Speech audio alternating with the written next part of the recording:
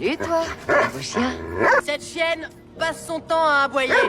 Madame, vous savez si son propriétaire est chez lui? La ferme! La ferme, ici! Cet homme a chassé le chien avec colère.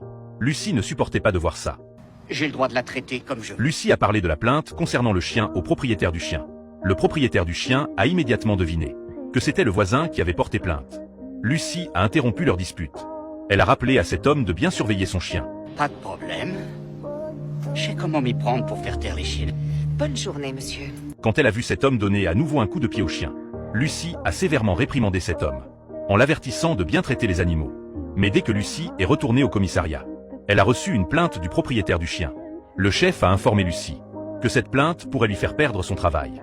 Ce soir-là, Lucie et Tim sont apparus devant la porte de cet homme. Tim craignait que Lucie ne perde son calme. Alors il a demandé à Lucie de rester dans la voiture. Pendant qu'il allait s'excuser, Tim s'est approché de la porte de cet homme. Il s'est excusé auprès du propriétaire du chien, espérant que le propriétaire du chien retirerait sa plainte. Mais le propriétaire du chien a immédiatement sorti son téléphone et a appelé le commandant de garde. Pourquoi vous appelez mon supérieur? Parce que je vais porter plainte contre vous pour harcèlement. Passez une bonne soirée.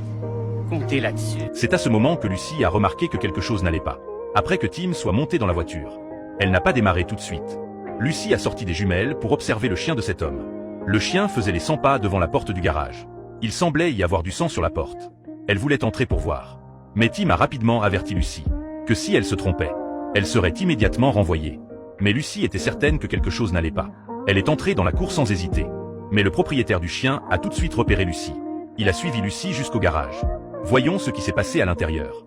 Je vous interdis d'ouvrir cette porte.